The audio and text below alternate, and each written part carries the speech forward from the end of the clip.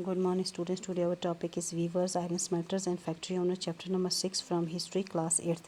तो आज हम पढ़ते हैं abandoned furnace in village। अब जो प्रोडक्शन होता था वुड स्टील का, ये हाईली स्पेशलाइज्ड टेक्निक से बनाया जाता था। जिसमें जो आयरन है उसको रिफ़ाइन किया जाता था। अब ये जो चीज़ है ये कॉमन हो गई थी 19वीं सेंचुरी के एंड तक।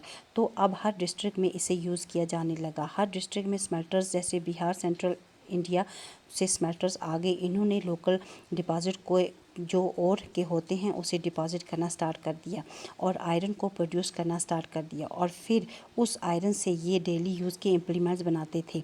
जो फर्नेस थे वो कैसे बनाई जाती थी? क्ले से बनाई जाती थी। और फिर क्ले को सनराइज ब्रिक्स, जिसे सूरज की किरणों से बेक किया जाता था, मींस ड्राई किया जाता था, उसका यूज़ किया जाता था।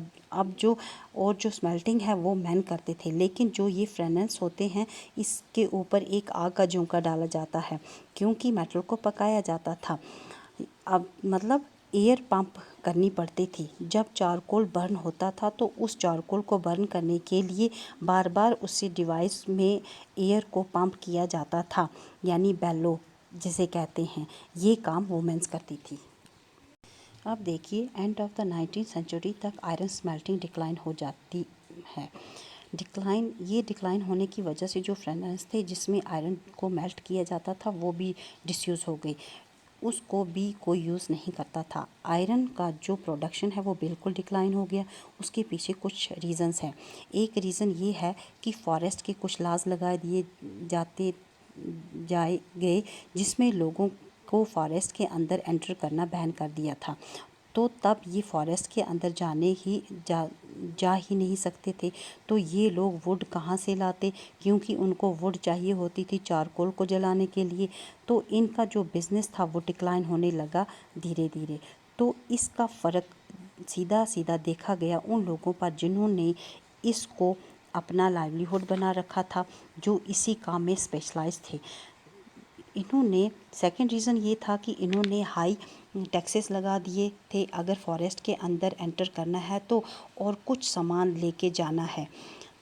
तो अब देखिए क्या हुआ कि लोगों ने प्रोटेस्ट करना स्टार्ट कर दिया। तो इन लोगों ने ग्रांट कर दिया कि आप लोग एंट्री कर सकते हो, बट आपको हाई टैक्सेस देने होंगे। अब ये हाई टैक्सेस अफोर्ड नहीं कर पाते थे, तो इसीलिए इनकम भी डिसयूज़ होने लगे।